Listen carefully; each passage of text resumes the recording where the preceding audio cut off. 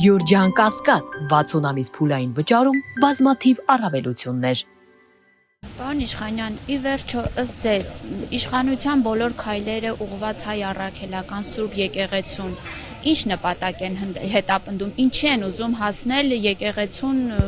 հոգևորականներին վարկաբեկելով, եկեղեցին զավթելով, Հովանավանքը կոնկրետ այս դեպքում։ Նպատակը կարելի է գտնել օգոստոսի 8-ին Վաշինգտոնի այդ նախաստորագրված հռչակագրի մեջ 8-րդ կետում, որտեղ Նիկոլ Փաշինյանը խոստացել է, որ պայքարելու ծայրահեղականության դեմ։ Իսկ ո՞րն է ծայրահեղականությունը ըստ Ադրբեջանի աչքերի Հայաստանում։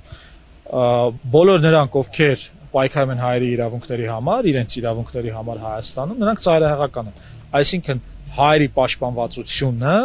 Իլհամ Ալիևի համար ծայրահեղականություն է, որովհետև հայերի պաշտպանվածությունը նշանակում է պայքարել պատանների, գերիների վերադարձի համար, ընդվզել Արցախում հայ մշակութային ժառանգության ոչնչացման դեմ, խոսել արցախցիների իրավունքի մասին, վերադարձի իրավունքի, ինքնորոշման իրավունքի մասին եւ այլն։ Դատապարտել Ադրբեջանին իր այդ ռասայական հանցագործությունների, ատելության, սերմանման եւ նրա կատարած հանցագործությունների համար։ Հիմա այս ողջ կոմպոնենտը անում է եկեղեցին, համայնքապետերը, որոնք հիմա գերեվարվում են եւ կան փաստաբաններ, իրավապաշտպաններ, որոնք արվում են եւ նրանց բոլորի դեմ Նիկոլ Փաշինյանի իշխանությունը պետք է պայքարի, որպեսզի մնա իշխանության եւ վերընտրվի, որովհետեւ նրա միակ հենարանը այս պայն Ադրբեջանն ու Թուրքիան է,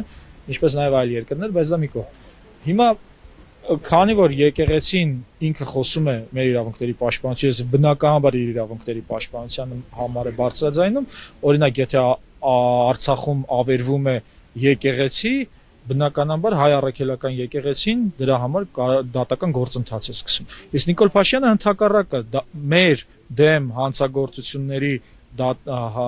դատական հայցերը հետ է կանչում նույն այդ հռչակագրով։ Դրա համար դա խաղաղության հռչակագիր չի, դա ցեղասպանության հռչակագիր է։ Այսինքն ինքը տվել է մեր իրավունքները, ինքը թույլատրում է, որ Թուրքիան եւ Ադրբեջանը շարունակեն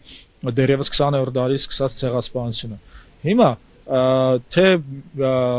arczepiskopos Աչապահյանը, թե Գալստանյանը, arczepiskopos, թե եպիսկոպոս Մկրտիչ եպիսկոպոսը, ընդհանուր այդ կառույցը ամենակազմակերպվածն է հայերի իրավունքների պաշտպանության գործում։ Դրա համար բեկը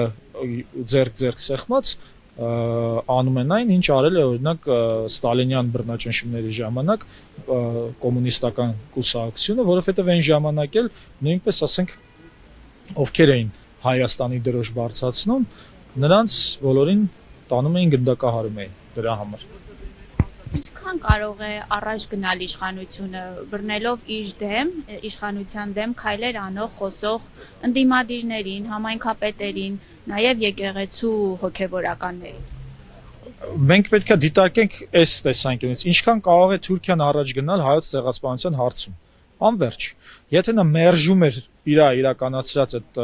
դաժան հանցագործությունը, բնականաբար միտք ուներ ավարտելու այդ հանցագործությունը, չէ՞ որ ի վերջո այդ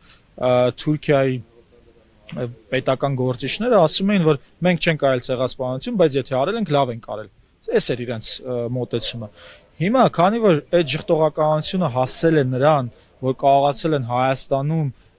ձևավորել իրենց ուզած իշխանությունը, որը կհրաժարվի հայոց ցեղասպանության ճանաչումից, հետեւաբար Թուրքիան ստացել է կանաչ լույսը շարունակելու այդ ցեղասպանությունը։ Իսկ ցեղասպանություն նշանակում է, որ միտք կա բնաջնջելու որոշակի խմբի բոլոր անդամներին, այսինքն Թուրքիան միտք ունի ընդհանրապես հայ չլինի աշխարհի երեսին, ինչով զբաղվում է նաև Նիկոլ Փաշինյանը այսօր որպես Վահե Իհսան կամ Հարություն Մկրտչյան, որոնք օգնում էին Թուրքիային հայերին հավաքագրել եւ սպանել։ Եթե այն ժամանակ ուղղակի տենց փոքր բաժին էին կազմում այդ մարդիկ, հիմա պատկերացրեք գործադիր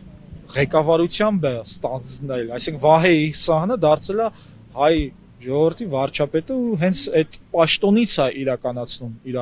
հանցագործությունները։ Այսինքն, եթե չկանխարգելվի, ինչպես դա կարողացավ լինել 20-րդ դարի սկզբին ի վերջո Օսմանյան կայսրության այդ անկմամբ, սա անverջ գնալու է։ Այս պայմաններում եթե չկանխվի Թուրքիայի էքսպանսիոնիստական, ֆաշիստական նոր թուրանական այս հաղթարշավը ինքը հասարին կհասնի նրան, որպեսզի հայ չլինի աշխարհի երեսին։ Հիմա բայց մարդկության զարգացումը պահանջում է, որպեսզի դրան չհասնի եւ դրա համար ցեղասպանության կանխարգելման կոնվենցիա են ստեղծել։ Ընդ որում մի կարևոր բան էլ ասեմ,